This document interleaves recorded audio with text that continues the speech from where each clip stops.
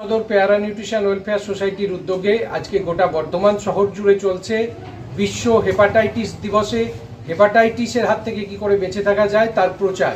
এটা মূলত সচেতনতামূলক প্রচার এবং জনস্বার্থে এই প্রচার কাজ করা হচ্ছে।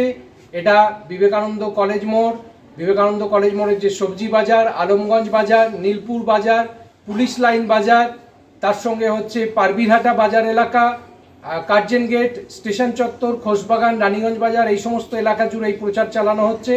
মূলত হেপাটাইটিস যেভাবে বাড়ছে, দেখুন ভারতবর্ষে হেপাটাইটিস বি এ আক্রান্ত প্রায় 2022 সালের তথ্য অনুযায়ী 40 মিলিয়ন মানুষ এবং ভারতবর্ষে হেপাটাইটিস সি এ আক্রান্ত প্রায় 12 মিলিয়ন মানুষ।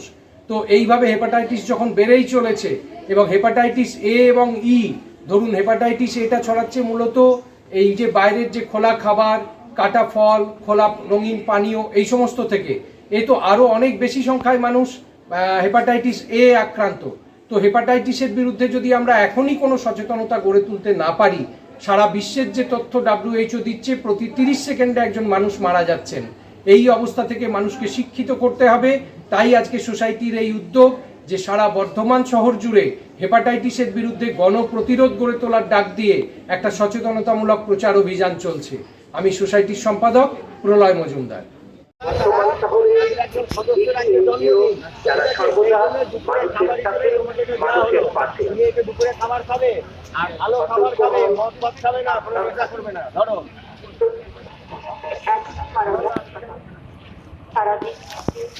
ভালো লাগলো আপনার?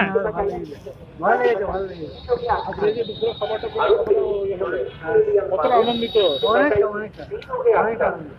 এবং প্রায় 12 নাম? মানুষ হেপাটাইটিস বি রোগে আক্রান্ত। আর মদ খাবে? খাবার খাবে তো? খাবার খাবে তো? খাবার খাবে তো? রঙিন পানীয় বর্তমান শহরে যারা সর্বদা মানুষের সাথে মানুষের পাশে।